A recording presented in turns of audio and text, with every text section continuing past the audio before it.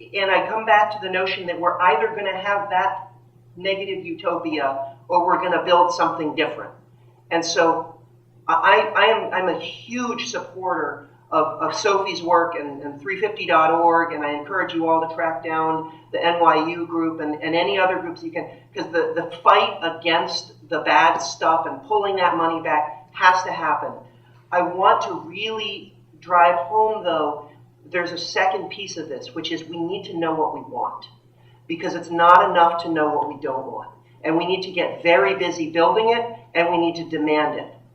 And this gets into the crippled transit system, right? If we build a transit system, it's good for climate. It's the best thing we can do for climate. It's also the best thing we can do for underemployed single moms who need to get daycare access and then get to work.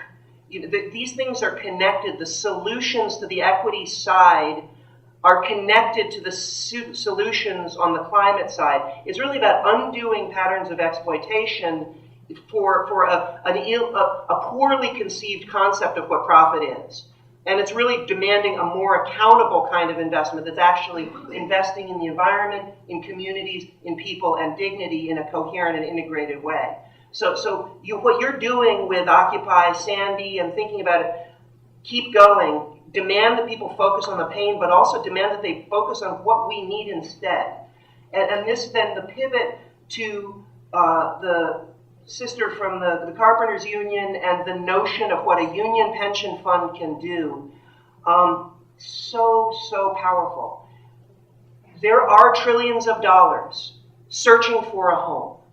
And I worked on a project to get $10 billion allocation from PERS and STRS through the AFL-CIO. And we worked with the state treasurers. And it was frankly, the way that we got access to that was from the California Teachers Trustee, who was an elected teacher, who was a representative on his pension fund, who cared enough to really spend the time thinking about how can we drive dollars. And they got a portfolio allocation to invest several $100 million. It led to a sort of a snowball. There's now, I think, $3-4 billion that have been allocated from those two pension funds. And they're looking for things to invest in. And it's not easy. They're trying to find pools of green buildings. They're trying to find community-based, but they need a very particular financial product to put their money to work. So it has to have a certain kind of a credit enhancement. So it makes demands on policy to say, hey, wrap this with a credit enhancement so I can put this bundle together. And it's just careful knitting of building financial products so these guys who want to put their money to work can put their money to work. And again, it creates something to organize around. Because, with crowdsourcing pools of money now, small investors can enter into these markets and they can demand and they can put their money to work in solar. You can make your voice heard through corporate campaigns, as a shareholder, as a pension investor, as a worker in your workplace. All of these things are very, very powerful tools, but we need to be smart enough and insistent enough to demand a vision of a future that we want to live in.